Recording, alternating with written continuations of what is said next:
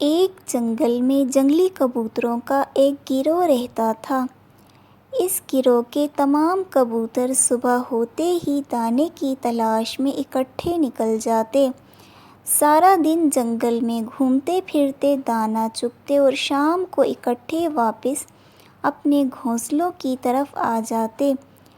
یہ ان کا روز کا معمول تھا اور وہ اپنی زندگی سے بہت خوش تھے۔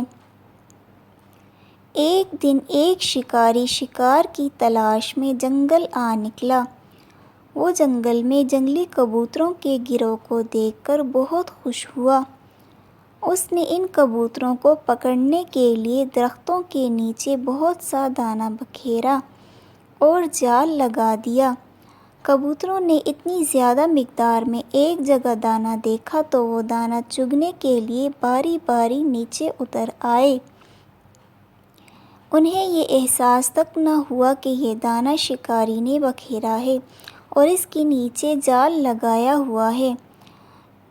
جب کبوتر دانہ چگنے میں مصروف ہوئے تو شکاری نے جال کی رسی کھینچی اور سب کبوتر جال میں پھنس گئے۔ وہ سب پریشان تھے، ان کی سمجھ میں کچھ نہیں آ رہا تھا کہ وہ کیسے اس جال سے رہائی حاصل کریں۔ کبوتروں کے اس گروہ میں ایک بوڑھا تھا۔ سب کبوتر اس کی عقل مندی کی وجہ سے اس کی قدر کیا کرتے تھے۔ اسے ایک تدبیر سوجھی۔ اس نے سب کبوتروں کو مخاطب کر کے کہا کہ ہم بری طرح جال میں پھنس چکے ہیں۔ اب ہمارے پاس بچنے کا ایک ہی راستہ ہے، وہ یہ کہ ہم سب متحد ہو کر اکٹھے اڑنا شروع کریں۔ اس طرح ہم جال سمیت اڑنے میں کامیاب ہو جائیں گے۔ کبوتروں نے بوڑھے کبوتر کی ہدایت پر عمل کیا اور سب متحد ہو کر اکٹھے اڑے۔ جال ہوا میں بلند ہو گیا۔ شکاری نے اپنے جال اور کبوتروں کے پیچھے بھاگنے کی بہت کوشش کی، مگر وہ تھک ہار کر بیٹھ گیا۔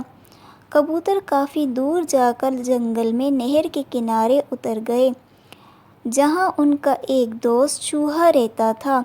چوہے نے اپنے تیز دانتوں سے ان کا جال کتر دیا۔